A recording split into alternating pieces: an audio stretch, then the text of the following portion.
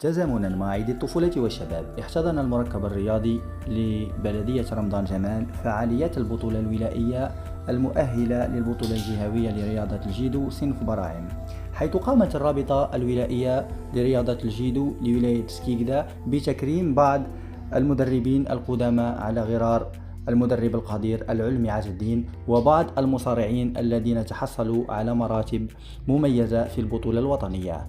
لذلك نترككم مع بعض المقتطفات.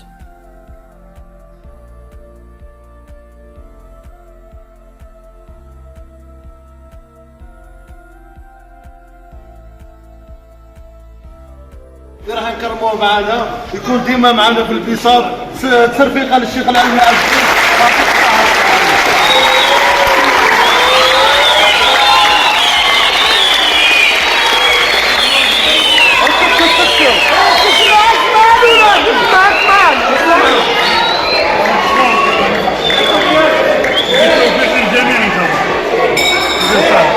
يعطيك الصحة الشيخ، سلم على الشيخ.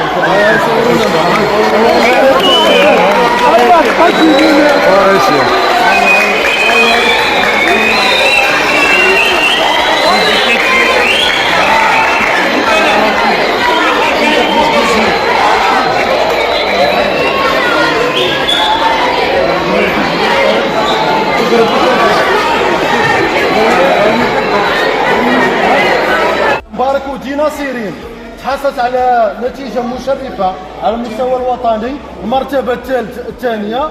الرابطة قررت تكرمها ومنحها جائزة، وراهي تكون قدوة للبنات باش يحققوا نتائج مليحة على المستوى الوطني، تشرف ولاية سكيكدا وتشرف النادي تاعها. يتفضل رئيس الرابطة يكرم مبارك وجينا سيرين، ترفقوا عليها.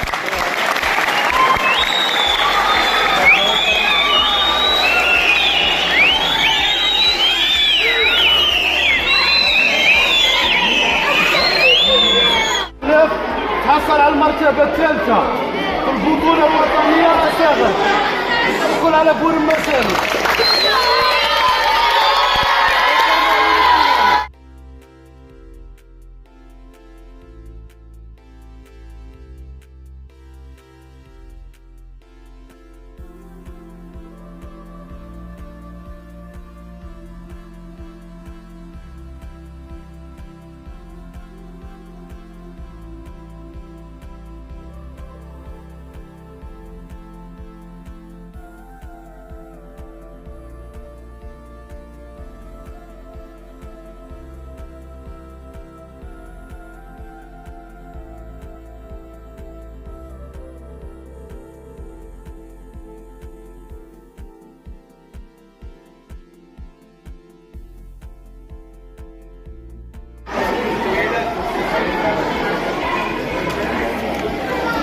شيخ